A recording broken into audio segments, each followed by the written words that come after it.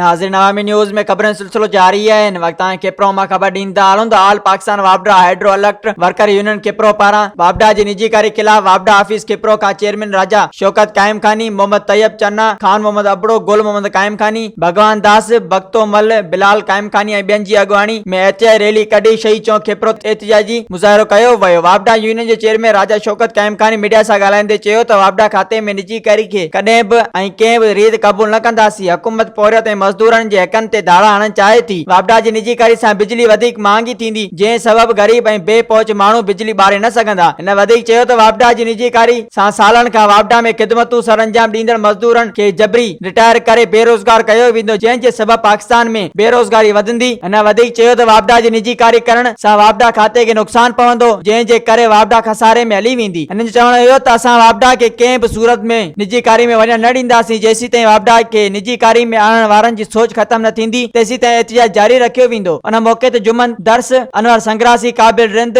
Imtiaz comber ऐं ॿिया पिण मौजूद हुआ। मज़ीद खबरों और तफसीलात के लिए विजिट करें हमारी वेबसाइट www.awamiNewsHD.com।